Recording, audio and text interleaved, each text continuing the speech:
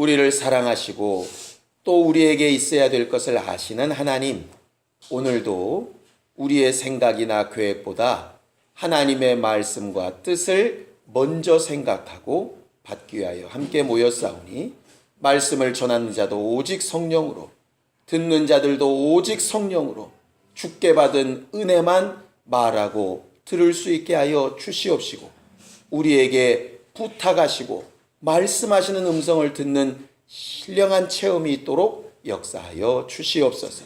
믿음으로 헌금한 손길들 위에 복을 주시고, 저들이 주 앞에 행한 일들이 믿음으로 한 것이오니 그 믿음에 합당한 것으로 갚으시고 응답하여 주시옵소서.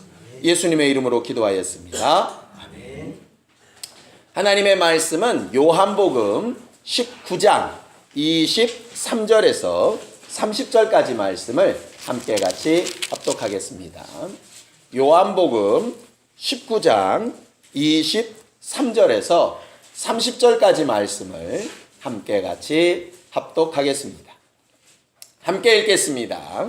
시작. 군병들이 예수를 십자가에 못 박고 그의 옷을 취하여 네 깃에 나눠 각각 한 깃씩 얻고 속옷도 취하니 이 속옷은 호지 아니하고 위에서부터 통으로 짠 것이라.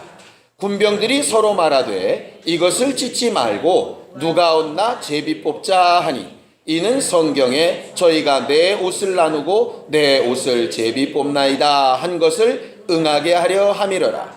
군병들은 이런 일을 하고 예수의 십자가 곁에는 그 모친과 이모와 글로바의 아내 마리아와 막달라 마리아가 섰는지라. 예수께서 그 모친과 사랑하시는 제자가 곁에 섰는 것을 보시고 그 모친에게 말씀하시되 여자여 보소서 아들이니이다 하시고, 또 그 제자에게 이르시되 보라 내 어머니라 하신대. 그때부터 그 제자가 자기 집에 모시니라. 이후에 예수께서 모든 일이 이미 이룬 줄 아시고 성경으로 응하게 하려 하사 가라사대 내가 목마르다 하시니, 거기 신포도주가 가득 담긴 그릇이 있는데 사람들이 신포도주를 머금은 해융을 우슬초에 매어 예수의 입에 대니, 예수께서 신포도주를 받으신 후 가라사대 다 이루었다 하시고 머리를 숙이시고 영원히 돌아가시니라. 아멘. 예수님은 우리에게 오실 때에 그리스도라고 하는 직분을 가지고 오신 하나님이십니다. 우리가 흔히 예수를 가르쳐서 예수 그리스도라고 이렇게 부르지요. 그때 앞에 예수라고 하는 것은 그분의 본성, 신분을 이야기한다면, 하나님의 이름을 받아가지고 오신 하나님이라고 하는 뜻을 말한다면, 뒤에 붙은 그리스도라고 하는 말은 그가 가진 직분, 공적인 신분에 대하여 말하는 것이 바로 그리스도라 하는 것입니다. 그리스도의 뜻은 여러분들이 잘 아시죠? 그리스도의 원래 뜻은 뭐를 부은 사람? 기름을 부은 사람. 그래서 구약 성경에 보면 기름 부음을 받은 사람이 세 종류의 직분이 있는데, 첫 번째가 왕, 두 번째가 제사장, 세 번째가 선지자. 우리가 이렇게 말하고 있죠. 그래서 예수는 결국 왕이요, 제사장이요, 선지자의 일을 하러 오신 분이라고 그렇게 성경은 가르쳐 말을 합니다. 우리는 올 한 해 동안 예수님과 함께하는 행복한 삶이라는 주제로 계속 가고 있는데, 예수님과 함께 하려면 예수가 누구신지 알아야 되고 예수께서 하신 일이 뭔지 알아야 되고, 함께 동행한다는 뜻 자체가 같은 일을 한다는 얘기니까 우리는 그분을 닮아서 무슨 일을 해야 될까 하는 것을 가지고 지금 계속 말씀을 나누고 있지 않습니까? 그런 의미에서 예수는 그리스도가 되시고 우리는 그리스도인이 된 것은 참 맞는 의미라고 생각을 합니다. 그래서 오늘 성경 제목을, 설교 제목을 예수의 공생애, 그리스도의 일을 하셨던 그 공생애를 함께 하자. 더 쉽게 얘기하면 제대로 된 그리스도인의 일을 좀 해보자 하는 것으로 말씀을 나누려고 합니다. 하나님이 하시는 일에는 다 목적이 있지요. 천지가 만들어진 창조의 일도 그냥 된 것이라고 성경은 말하고 있지 않습니다. 골로새서 1장 16절에 보면 모든 보이는 것이나 보이지 않는 것이나 존재하는 모든 것들은 왜 어떻게 만들어졌느냐? 그분을 위하여 그분으로 말미암아 만들어졌다. 그런데 거기서 말하는 그가 누구냐면 바로 예수지요. 하나님께서 그 아들을 보내시는 길로 천지를 만드셨고 그 아들이 일하시는 장소로 이곳을 만드셨고 그가 구원하고 함께하게 하는 일을 위해서 이 세상을 만드셨다라고 목적을 분명하게 해 놓으셨습니다.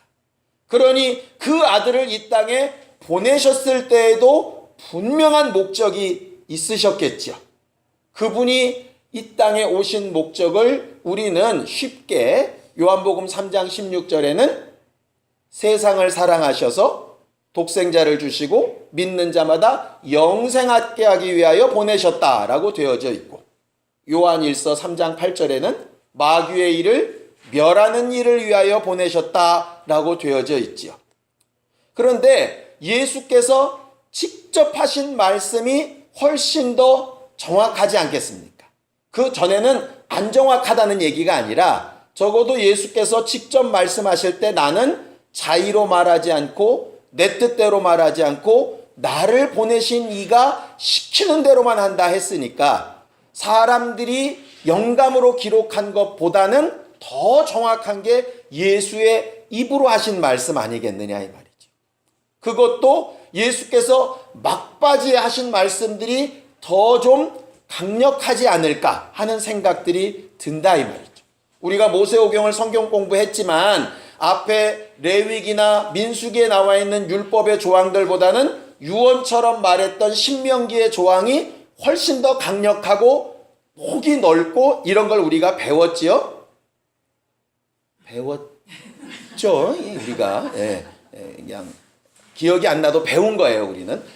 그런 것처럼 예수께서 마지막 부분에 하신 말씀이 훨씬 더 압축되고 강력한 것들이 많다 이 말이죠. 그래서 성경을 한 군데 좀 찾아보기를 원합니다. 요한복음 18장입니다. 요한복음 18장 37절입니다.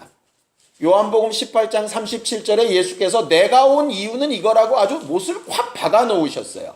함께 읽겠습니다. 시작. 빌라도가 가로되 그러면 내가 왕이 아니냐? 예수께서 대답하시되 내 말과 같이 내가 왕이니라. 내가 이를 위하여 났으며 이를 위하여 세상에 왔나니 곧 진리에 대하여 증거하려 함이로라. 무릇 진리에 속한 자는 내 소리를 듣느니라 하셨다 그랬어요. 예수가 오신 목적을 두 가지로 말하죠. 뭐라고 얘기합니까? 첫 번째는 내가 왕 되기 위해서 왔다. 내가 이를 위하여 났으며 이를 위하여 왔다 하셨잖아요. 내가 왕이다. 이를 위하여 왔다. 그런데 왕은 왕인데 어떤 왕이냐? 이 땅이나 지배하는 왕이 아니라 진리에 대하여. 진리는 아버지의 말씀이 진리라고 예수께서 분명히 요한복음 17장에 말씀하시죠. 그러니까 아버지의 말씀, 아버지의 뜻, 하나님의 계획에 대하여 정확하게 그분의 통치가 이루어질 수 있도록 일하시는 왕으로 오신 이가 바로 예수시다라고 본인 입으로 말씀하신다. 요한복음 3장 16절에 인류 구원도 하나님의 뜻, 그 명령이기 때문에 이루신 일이고 마귀를 진멸하는 일도 아버지의 뜻, 그 명령이기 때문에 하신 일입니다. 그러니 결국 예수께서 전하고 싶어 하셨던 가장 큰 것, 진리로서 우리를 가르치시고 역사하는 그 일을 우리가 가장 신경 쓰고 마음에 두는 것이 중요하겠지요. 그러니 천지를 창조하실 때 목적이 있으셨던 것처럼 예수를 보내실 때 목적이 있으셨던 것처럼 우리를 그리스도인으로 부르셨을 때에도 목적이 있으시지 않겠습니까? 그 하나님이 원하시는 목적대로 하는 것을 가르쳐서 공적 생애, 공생애라고 부르는 겁니다. 하나님이 하시는 목적과 상관없이라도 자기를 위하여 사는 것을 보통 사생애라고 이렇게 부르죠. 그 사생애라고 하는 말이 어감이 좀 안 좋아가지고 꼭 사생자 꼭 이렇게 들려서 잘 안 쓰는 말이기는 한데 공생애의 이제 반대말로 그렇게 씁니다. 근데 일반적으로 성경을 보는 사람들이 공생애와 사생애를 이렇게 나눕니다. 예수께서 마리아의 태에서 나오셔가지고 침례 요한에게 침례를 받으시기 이전까지의 30년 생활은 무슨 생애?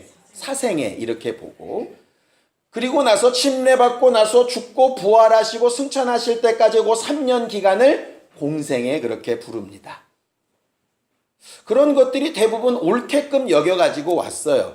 근데 그런 기준으로 사생애와 공생애를 가르다 보면 어떤 현상이 우리에게도 나타나느냐 하면은요, 가족을 위해서 직장을 다니고 사회생활을 하고 이렇게 교회를 떠나 있었던 상황, 우리가 먹고 마시고 자고 대화하고 만나고 계획하고 공부하고 하는 모든 것들은 무슨 생애? 사생애. 공생애는 뭐겠어요? 그럼 반대로 지금 이 시간 교회에 와서 예배하고 찬양하고 봉사하고 헌신하고 소위 직분을 감당하고 이런 게 공생애. 그러다 보니까 예수님 봐라, 예수님도 공생애를 얼마만 하셨냐? 11조만 하셨잖냐. 30년은 자기 혼자 사시고 3년만 하셨으니까 우리도 우리 시간에 10분의 1 정도만 드려도 되는 거야. 우리는 연약하니까 20분의 1만 해도 괜찮을 것 같아. 주일 성수만 해도 어디냐? 7분의 1인데 뭐 이래가면서 이제 보통 생각을 한다 이 말이죠. 그러다 보니까 신앙생활이 교회 안의 생활이 신앙생활, 가족이나 직장이나 사회에서 사람들을 만나는 것은 신앙생활이 아닌가고는 말 안 하는데 아닌 것처럼 생각하는 경우들이 꽤 많더라 이 말이에요. 그런데 과연 예수님은 30년 동안에 정말 자기를 위해서 사생애로 사셨나? 아니거든요. 성경의 기록에 보면 그가 12살 때 예루살렘 성전에 올라가시죠. 어머니 아버지는 가시는데 성전에 남아서 내가 내 아버지의 집에 있어야 될 줄 모르십니까? 이러는 거 보니까 그 시간도 전혀 하나님과 상관없이 사신 시간이 아니에요. 또 겟세마네 동산은 정말 예수의 가장 간절한 기도가 기록되어 있는데 거기에 뭘 얘기하시느냐? 하나님, 내 생각과 아버지 생각 둘 중에 고민됩니다. 아버지 생각으로 사는 게 당연히 공생애인데 그 시간에 자기 생각 때문에 시간을 쓰고 계시잖아요. 그럼 그건 결과적으로 자기의 생각을 버리지 못해서 기도하시는 시간이니 일종의 사생애를 보내는 시간이라고도 볼 수 있지 않느냐 이 말. 그러니까 단순히 교회 안에 들어오면 공생애, 목사로, 집사로, 아니면 권사로, 전도사로, 무슨 직분자로 있어야 공생애, 세상에 나가는 건 사생애, 이런 관념은 자칫 잘못하면 세상하고 믿음 생활을 이렇게 분리하는 흑백 논리에 빠지게 되는 그런 오류를 가지게 된다 이 말이죠. 그렇게 되니까 예수께서 정말 원하셨던 교회 안에 들어와서는 은혜를 받고 변화를 받아 정작 삶은 세상에 나가서 빛과 소금처럼 살고 예수 그리스도께서 세리와 창기들에게 가셨던 것처럼 가는 그런 삶과는 거리가 먼 삶을 살게 되는 거죠. 예수의 공생애는 절대 성전에서 사는 삶이 아니었고요. 예배당에서 살던 삶이 아니었어요. 그런 모습의 공생애는 그 당시에 누가 살았냐면 바리새인이나 서기관이나 제사장들이 살았죠. 그런데 그 사람들은 겉껍데기는 공생애를 사는 것 같은 공적 신분으로 살고 있는데 그 마음속을 들여다보면 누구를 위해서 사느냐 하면 자기를 위해서 살아요. 그러니 오죽하면 안식일 날 환자의 병은 고치면 안 되는데 자기 양이 우물에 빠지면 그건 건져도 되는 거예요. 왜? 자기가 손해보면 안 되니까. 이런 상황이 벌어지게 되는 겁니다. 하나님의 제단을 두고 맹세한 것은 대충 넘어가도 되는데 그 제단의 예물, 돈 드리기로 한 것만큼은 꼭 지켜야 되는 거예요. 뭐 이런 상황이 벌어지게 되는 거죠. 그래서 결국 예수께서 질책하신 것이거든요.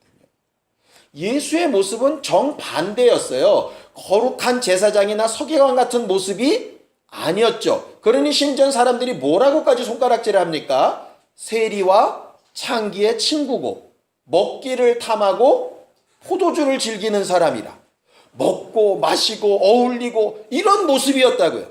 그런데 실상은 그분을 위해서 하신 일이 아니었어요.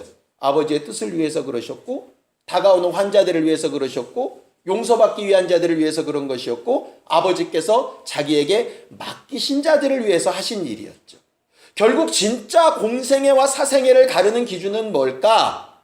결국 사생애는 사람들을 향하여 한 것은 사생애, 하나님을 위한 것은 공생애 이렇게 보지 말고 내 유익을 위해서 사는 것 사생애, 나 이외에 하나님을 포함한 다른 이들을 위하여 사는 것 공생애 이렇게 봐야 제대로 된 분별이라고 보여진다 이 말이죠. 오늘은 그 내용을 차근차근하게 좀 함께 설명하려고 합니다. 자, 성경을 좀 보죠. 로마서 14장 7절에서 9절입니다. 로마서 14장 7절에서 9절입니다. 우리를 구원하신 예수께서 하나님께서 보내신 성령을 통하여 가르치신 우리의 삶의 모습은 이러해야 된다라고 가르치신 것입니다. 로마서 14장 7절에서 9절 함께 읽습니다. 시작. 우리 중에 누구든지 자기를 위하여 사는 자가 없고 자기를 위하여 죽는 자도 없도다. 우리가 살아도 주를 위하여 살고 죽어도 주를 위하여 죽나니 그러므로 사나 죽으나 우리가 주의 것이로다. 이를 위하여 그리스도께서 죽었다가 다시 살으셨으니 곧 죽은 자와 산 자의 주가 되려 하심이니라 그랬어요. 거기 그리스도를 닮은 공생애를 사는 그리스도인은 어떻게 살아야 되느냐? 우리 중 누구도 자기를 위하여 사는 자가 없고 주를 위하여 사는 것이다. 사나 죽으나 주의 것이 되어야 된다. 이렇게 말씀하고 있어요. 문제는 이제 뭐냐? 나를 위하여 살지 않고 주를 위하여 사는 것이 공생애인데 그럼 과연 주를 위하여 산다는 게 과연 뭘까? 이걸 이제 생각해 봐야 되겠죠. 예수님의 공생애를 침례받고 어머니와 형제들을 떠나서 광야로 나가서 어머니와 형제들이 왔을 때 누가 내 모친이요 내 형제들이냐고 이렇게 말씀하신 것처럼 관계를 다 끊고 나가는 것이 공생애라고 착각을 한다면 그러면 우리도 이 시간 다 뭔가 결단을 내려야 됩니다. 부부관계 끊고 자식관계도 끊고 직장도 그만두고 정말 주를 위하여 순교하듯이 그렇게 전도하러 전부 나가야죠. 돈 벌러 나가면 안 되고 다 전도하러 나가야죠. 주를 위하여 사는 삶이 그것이라면 말이에요. 그런데요, 성경은 주를 위하여 사는 삶을 다른 성경에는 분명히 이렇게 말해놓고 있어요. 자, 고린도 후서 5장 15절입니다. 고린도 후서 5장 15절입니다. 함께 읽겠습니다. 고린도 후서 5장 15절입니다. 함께 읽지요. 시작. 저가 모든 사람을 대신하여 죽으심은 산자들로 하여금 다시는 저희 자신을 위하여 살지 않고 오직 저희를 대신하여 죽었다가 다시 사신 자를 위하여 살게 하려 함이라 그랬어요. 자기를 위하여 살지 않고가 중요합니다. 그럼 구체적으로 주를 위하여 산다는 게 뭐냐? 자, 18절, 19절 다시 읽지요. 시작. 모든 것이 하나님께로 났나니 저가 그리스도로 말미암아 우리를 자기와 화목하게 하시고 또 우리에게 화목하게 하는 직책을 주셨으니 이는 하나님께서 그리스도 안에 계시사 세상을 자기와 화목하게 하시며 저희의 죄를 저희에게 돌리지 아니하시고 화목하게 하는 말씀을 우리에게 부탁하셨다 그랬어요. 주를 위하여 산다는 것을 뭐라고 하냐면 화목하게 하는 직책이라 말씀하셨고 화목하게 하는 직책은 하나님과 나와 화목하는 것을 지금 이야기하는 것이 아니라 다른 사람과 하나님, 다른 사람과 나의 관계에 대해서 말하는 거예요. 다른 사람과 내가 왜 화목해야 되느냐? 그 사람과 내가 화목해야 나와 화목한 하나님을 그에게 소개할 수 있습니다. 이 말을 예수는 더 직접적으로 베드로한테 이렇게 말씀하시죠. 네가 나를 사랑하느냐고 3번이나 물으십니다. 3번 물으신 때마다 대답을 뭐로 하시죠? 나를 사랑하느냐? 사랑합니다. 헌신해라.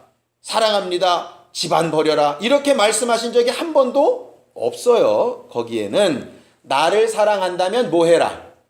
내 양을 먹이고 내 양을 치라 하셨어요.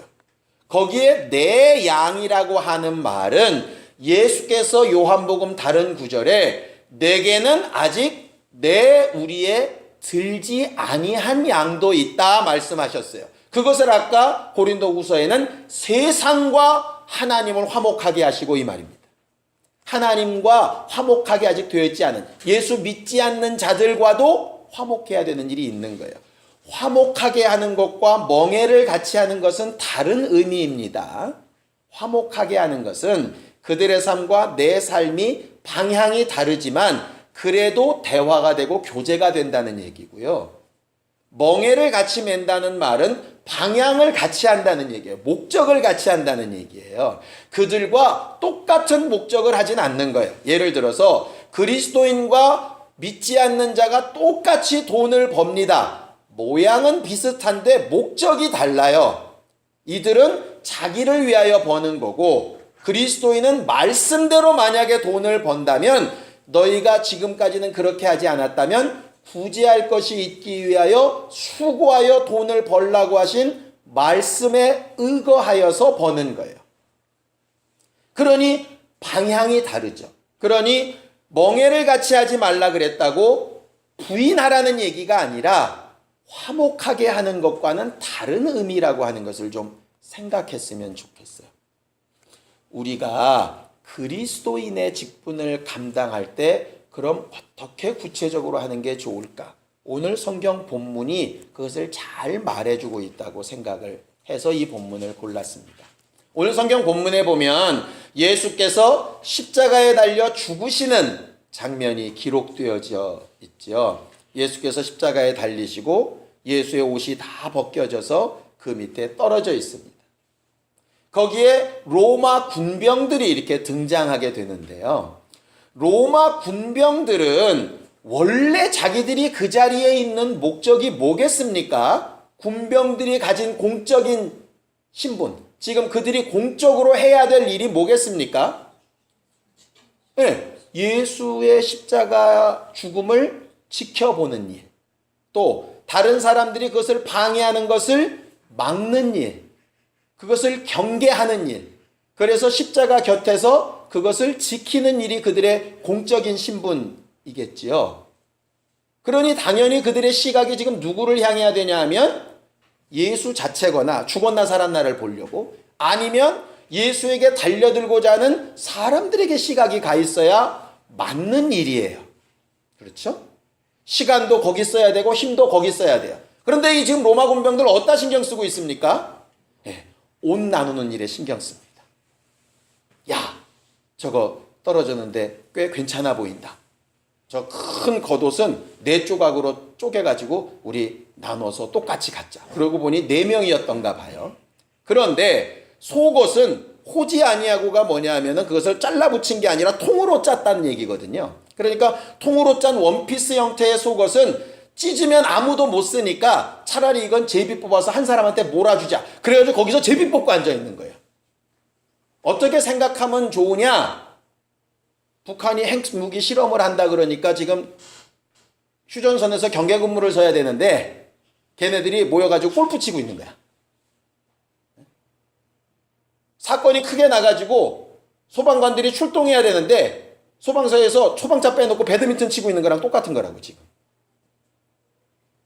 결국 자기 업무와 상관없이 뭐 하고 있냐면 자기 유익이죠. 하나라도 더 얻으려고. 그것이 결국 사생이에요. 공적인 신분이 주어졌는데 자기를 위하여 살고 있는 모습을 너무 명확하게 이렇게 보이고 있는 것이죠. 두 번째 모습은 예수님의 어머니와 다른 여자들과 요한에 대한 이야기입니다. 우리가 잘 알고 있지만 마리아는 어쨌든 자기의 태를 통해서 낳은 예수님의 어머니입니다. 생명을 준 것은 아니지만 어쨌든 자기의 태를 빌어 나온 아들이에요. 그런 사적 관계가 분명히 있어서 슬프고 괴롭고 낙심되고 기절할 만큼 그런 상황이지만 그는 그렇게 보지 않고 주로 보고 있고 하나님의 아들로 보고 있고 자기가 지금까지 마음을 두며 쫓아왔던 하나님의 말씀, 그 법에 의지해서 법적 관계로 지금 예수를 바라보고 있다는 거죠. 너무나도 극명하게 대비되지 않습니까? 예수의 죽으심을 보고 있는 어머니와 자기 직무를 잃어버린 로마 군병을 딱 대비시켜 놓고 있다. 거기에 이제 예수께서 부탁하신 말씀이 나옵니다. 뭘 부탁하시죠? 여자여 보소서 아들입니다 해놓고 나서 요한에게 뭐라고 얘기하십니까? 보라 네 어머니라 이렇게 얘기해요. 그런데 그 요한이 어떤 사람인지 생각해 보셨나요? 요한의 형제가 누굽니까? 야자로 시작합니다. 예, 야고보입니다. 그 요한과 야고보의 아버지 이름을 혹시 아시나요? 세자로 시작합니다. 세베대입니다. 우리는 한 글자만 갈려줘도 다 압니다. 보통 사람들이 아니에요. 그런데 그 어머니는 안 나와 있어요. 어머니가 있는지 없는지는 정확하게 모르겠으나 요한과 야고보의 삶을 보면 아버지와 함께 그물 깁고 하다가 배도 버리고 아버지도 버리고 그물도 버리고 예수를 쫓았던 자예요. 그렇죠? 지금 가족들 떠나서 예수 앞에 와 있는 자라 이 말이에요. 그런데 거기다가 지금 예수는 누굴 부탁하시냐면 내 어머니를 좀 챙겨달라고 하는 거예요. 그러면 이 요한은 예수님의 어머니를 집으로 모셔다가 끝까지 모셨다고 되어져 있는데 예수님의 어머니는 끝까지 모시면서 자기 아버지는 세베대는 안 모셨을까요? 물론 천국 가서 물어봐야 되겠습니다. 어떻게 했는지. 그런데 예수님의 어머니는 모시면서 자기 아버지나 형제는 안 돌보는 게 신앙생활을 잘하는 거라고 착각하는 사람들도 있더라 이 말이죠. 제 얘기를 해보면 훨씬 더 쉬우실 것 같아요. 너무 창피한 얘기인데 제가 영혼들을 바라보는 계기를 확 바꾼 계기라서 또 말씀을 드립니다. 2000년도입니다. 회사를 다니다가 다시 교회로 들어와서 전도사 사역을 하는데 그때 이제 김포에서 사역을 할 때였어요. 참 힘들었습니다. 부평에 살면서 김포까지 매일 새벽에 4시부터 운행을 하기 시작해서 막 신방하고 돌아보고 하는 것들이 너무너무 힘들어서 집에서 이렇게 일이 없이 쉬는 날은 하는 것이 잠자는 일이었어요. 오죽하면 우리 아이들이 유치원 때 아빠 별명을 잠만보라고 불렀겠습니까? 그게 잠만 자는 만화 캐릭터가 있어서 아빠는 맨날 집에서 자는 사람이었어요. 근데 가족들하고 어디를 가기로 약속을 했다가 제가 까먹었는지 어떻게 됐는지 모르겠지만 어쨌든 제가 너무 피곤하고 힘드니까 누워버린 거예요. 애들은 아빠랑 같이 가고 싶은 마음에 들떠가지고 있는데 남편은 누워있으니 집사람이 중간에서 난감했겠지요. 그래서 와서 깨웁니다. 애들이 기다린다고. 어떻겠습니까? 제가 너무 인격이 훌륭하고 착한 목사면 그럼 당연히 가야지 이랬을 텐데 얼마나 내가 피곤한지 모르냐고 막 그러면서 승질을 있는 대로 없는 대로 새 사람이 되기 전이었기 때문에 막 그냥 난리 버거지를 폈죠. 아이들이 허옇게 질리고 집사람이 너무너무 민망할 만큼 그렇게 되고 나서 집사람이 문을 꼭 닫고 나갔습니다. 그러고 끝났으면 저는 여전히 그러고 사는 사람일 거예요. 근데 집사람이 조금 있다가 기도하고 왔는지 영감을 받아서 왔는지는 모르겠으나 딱 한마디를 던지고 나가는데요. 더 이상 누워있을 수가 없었어요. 뭐라고 얘기하느냐? 한 가지만 물어봅시다. 지금 김포교인이 전화 와서 전도사님 신방 가야 됩니다. 그러면 피곤하다고 승질 낼 거요? 일어나서 나갈 거요? 더 이상 박수 받을 만하지요? 웬만한 목사보다 낫습니다. 그 말을 듣고 났는데요. 뒤통수를 꽝 얻어맞는 것 같았어요. 대답도 듣지 않고 한마디 합니다. 나를 부인이나 애들 가족으로 보지 말고 우리도 교인이야. 성도 대하듯 해줘. 그만큼이라도 해줘. 라고 나가는데요. 더 이상 못 누워있겠더라고요. 그 이후로부터 계속 생각되는 게 있는 겁니다. 자꾸 우리는요. 가족을 위해서, 직장 생활을 위해서, 아는 친구를 위해서, 이거는 인간을 위해서 하는 거니까 사생애 같은 거예요. 자꾸 교회 안에서 뭔가 공적인 신분으로 막 이렇게 하는 게 공생애 같은 거예요. 그렇다면 예수께서 내가 너희를 위하여 살을 내주고 피를 내줬다 하시는 것은 사람을 위하여 하신 일이니까 사생애입니까? 아니거든요. 예수 자신을 위하여, 나를 위해서는 이 잔이 피해갔으면 좋겠지만 아버지의 뜻을 위해서, 내가 이렇게 하지 않고는 구원받지 못하는 저들을 위해서 내가 내 목숨을 내어주는 것은 절대로 사생애가 아니라 그건 공생애라고요. 그 공생애에는 이웃이 있고요. 그 이웃의 가장 가까이에는 아내가 있고 남편이 있고 자식이 있습니다. 그런데 아내, 남편, 자식을 내버려 두고 주의 일을 한다고 나가서 열심히 하고 그게 공생애라고 착각을 한다면 진짜 맡겨주신 영혼을 못 책임진 것과 마찬가지 아니겠느냐. 정죄를 받자는 얘기가 아닙니다. 우리도 모르는 사이에 예수님의 공생애를 30년과 3년으로 나눠놨더니 그런 실수를 범하더라 이 말이에요. 예수께서 지금 이 말씀하십니다. 맨 마지막 절에 뭐라 그러시죠? 내가 뭘 어떻게 했다? 다 이루었다. 내가 할 수 있는 일은 다 이루었는데 내가 세상을 떠나기 때문에 하지 못하는 일이 하나 있다. 뭐냐? 내 어머니를 책임지는 일. 그 일은 누구한테 부탁하시느냐? 남겨진 제자들에게 부탁하시는 거예요. 그럼 결국 넓은 의미에서 우리를 성도들, 그리스도인, 예수의 제자들이라고 본다면 우리에게 부탁하신 게 뭘까요? 예수의 부활하신 무덤을 부탁하셨겠습니까? 매달리셨던 십자가를 부탁하셨겠습니까? 그가 입고 계시던 옷을 되찾아달라고 부탁하셨겠습니까? 결과적으로 내 양, 아직 우리의 든 양이든 들지 않은 양이든, 네 가족이든 형제든 직장 동료든 네 이웃에 사는 사람이든 간에 너를 위해서 살지 말고 공생애를 살아달라 하실 때에는 그들과 상관없는 주를 위하여가 아니라 그들을 포함한 주를 위하여가 맞다는 거죠.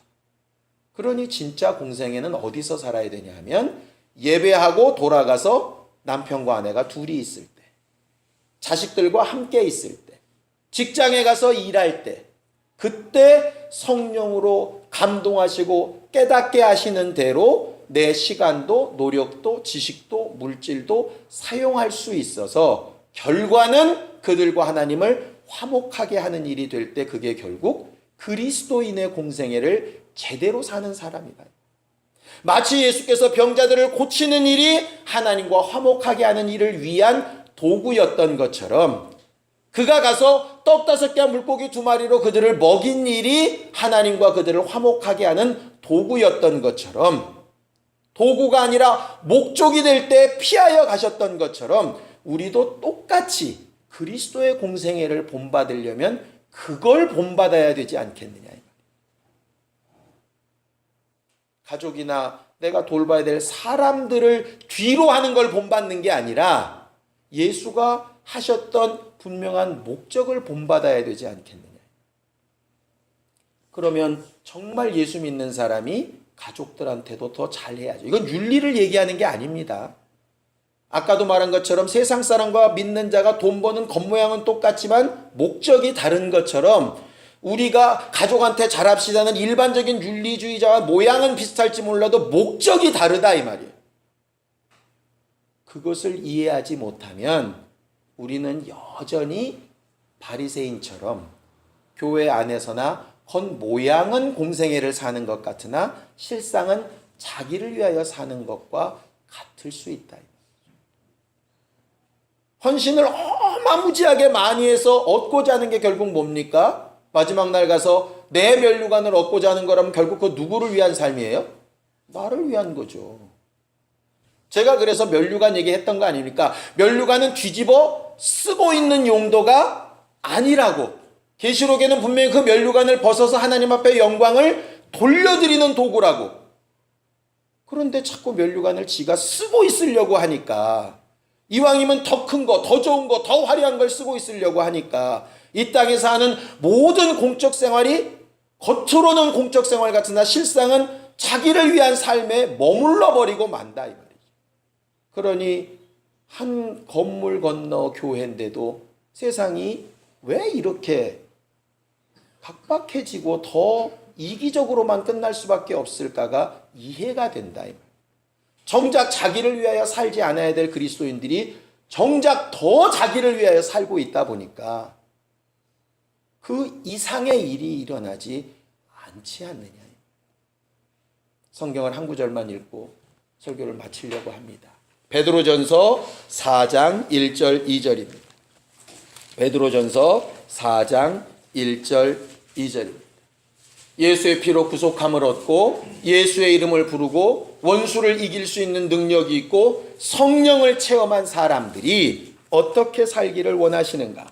베드로전서 4장 1절 2절 함께 읽습니다. 시작. 그리스도께서 이미 육체의 고난을 받으셨으니 너희도 같은 마음으로 갑옷을 삼으라.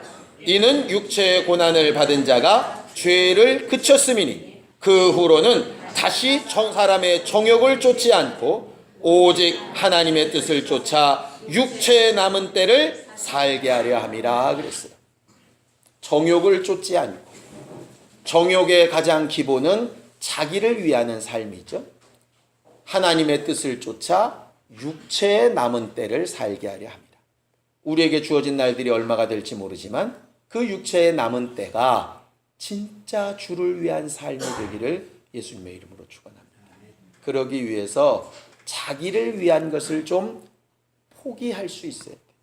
그게 힘들기 때문에 성령을 의지하는 겁니다. 내 스스로 병 나으려고, 내 스스로 문제 해결하려고, 내 스스로 뭔가 계획하고 하려고 하는 것을 내려놓으려고 성령을 의지해서 기도하는 거 아닙니까? 근데 내려놓으려고 성령을 의지해서 기도하는 게 아니라 성령을 통해서 뭔가 얻어내려고 자꾸 기도하다 보니까 결국은 그게 또 내게 쌓이는 것 외에는 관심이 없이 기도가 중단해서 멈춰버리게 되는 것이라. 우리에게 주신 생명의 목적을 잘 알고 예수님과 함께 공생애를 동행하는 우리 모두가 되기를 예수님의 이름으로 축원합니다. 기도하겠습니다. 하나님 아버지, 우리를 위하여 피 흘려 죽으시고 또 우리를 위하여 채찍에 맞으시며 가난하게 되시고 수치를 당하시기까지 아버지의 뜻을 이루는 일에 공생애를 사셨던 주님처럼 우리도 육체의 남은 때를 우리를 위하여 살지 아니하고 주를 위하여, 주께서 우리에게 부탁하고 맡기신 영혼들을 위하여 행할 것과 베풀 것과 나눌 것과 순종해야 될 것을 분별할 줄 아는 영감 있는 사람들이 되길 원하오니 역사하여 주시옵소서. 정욕으로 사는 육체의 사람이 그렇게 살 수 있는 능력이 없사오니 성령께서 날마다 은혜 받은 것을 기억나게 하여 주셔서 제 것이라 여기지 아니하고 주께 맡기움을 당한 것을 나누고 쓸 수 있는 능력이 있게 도와 주시옵시고 성령의 감동을 따라 가장 가까이 있는 자들에게부터 주 예수의 생명과 능력과 역사를 나타내고 증거하기에 부족함이 없도록 도와 주시옵소서. 교회 안에서만 공생애를 사는 사람이 아니라 가정에서도 직장에서도 사회에서도 공생애의 모습을 드러내고 그 뜻을 이루며 사는 성령 충만한 우리 모두가 다 되기를 원하오니 역사하여 주시옵소서. 예수님의 이름으로 기도하였습니다. 아멘. 이제는 우리 주 예수 그리스도의 은혜와 하나님 아버지의 극진하신 사랑과 성령님의 감동하시고 역사하시는 분명한 증거가 주 예수를 닮아 그리스도의 공생애를 함께하려 결심하는 우리 모두 위에 이제로부터 영원까지 함께 있을지어다. 아멘. 아멘.